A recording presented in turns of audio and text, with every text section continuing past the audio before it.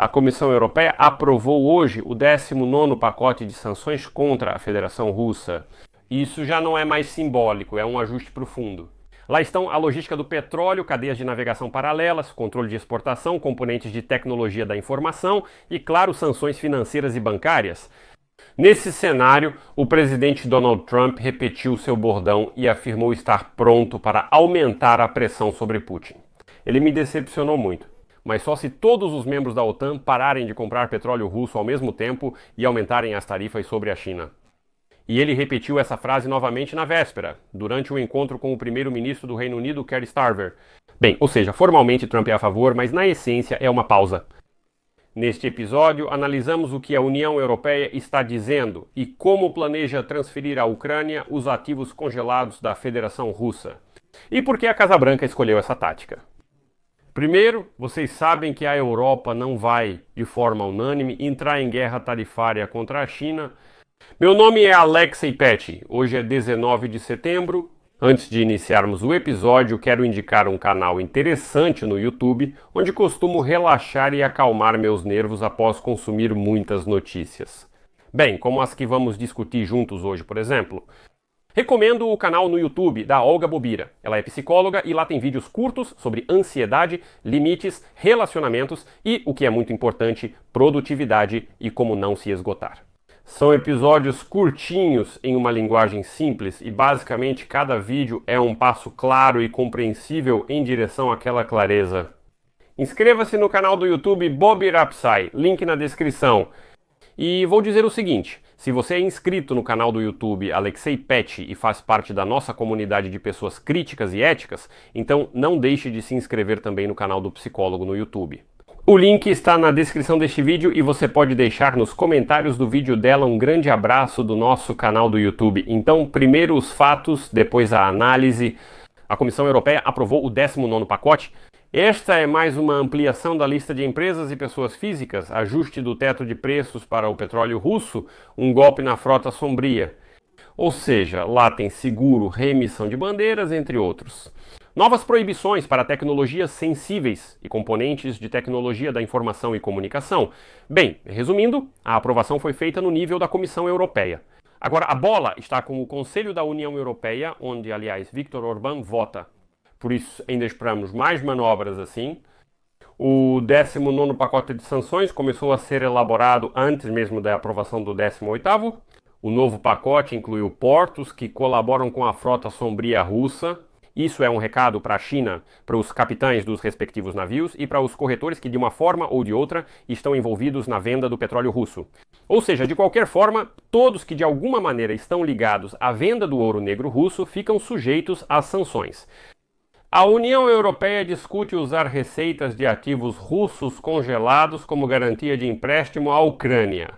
Ou seja, o esquema é simples. Os juros dos ativos russos congelados serão usados para pagar o empréstimo que a Ucrânia receberá.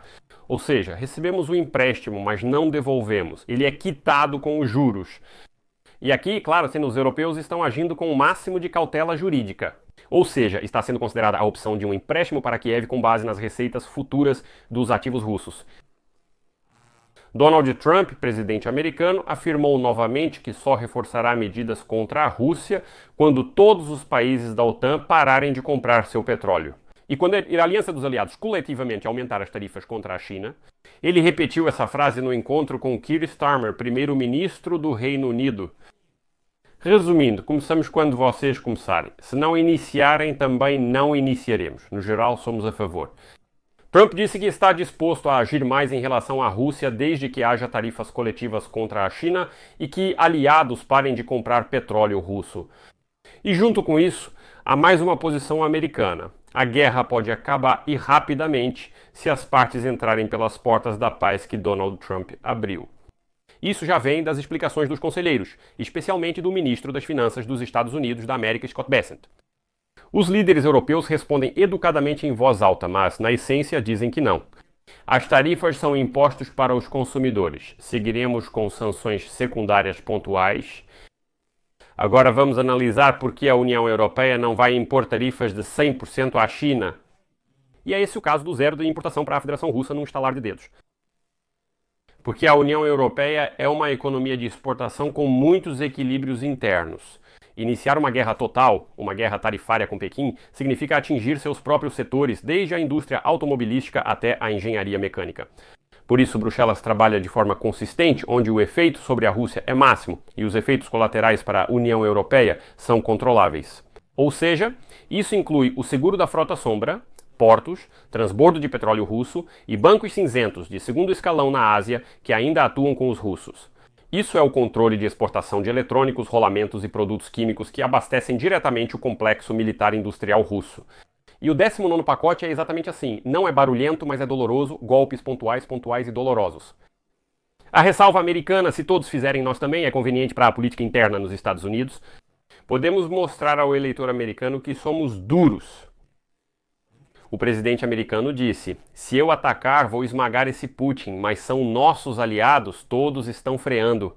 Mas na realidade tudo isso dá tempo para Moscou. Enquanto isso, a Europa segue apertando parafusos na logística e finanças de forma cuidadosa e sistemática. A Casa Branca está adiando essas sanções secundárias, pelo menos para as seguradoras, para a frota clandestina, para os bancos asiáticos e...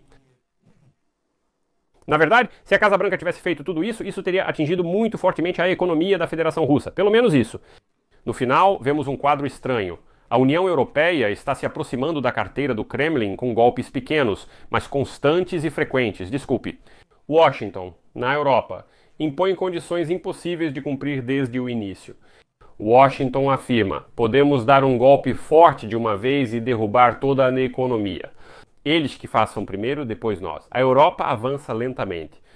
E o que vai acontecer depois com os ativos russos congelados?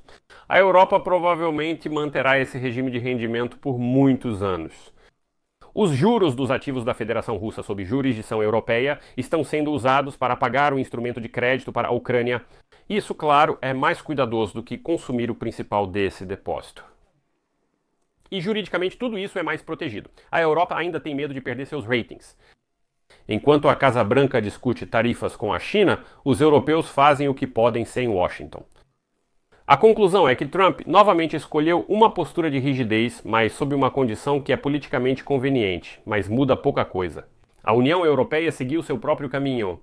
Menos slogans, mais ação contra a frota fantasma, bancos cinzentos e componentes críticos. Para Moscou, isso são más notícias. Mesmo sem sincronização com os Estados Unidos da América, o 19º pacote da União Europeia e as receitas dos ativos estão cortando o fluxo de caixa para o Kremlin. Isso quer dizer que o inverno será mais difícil.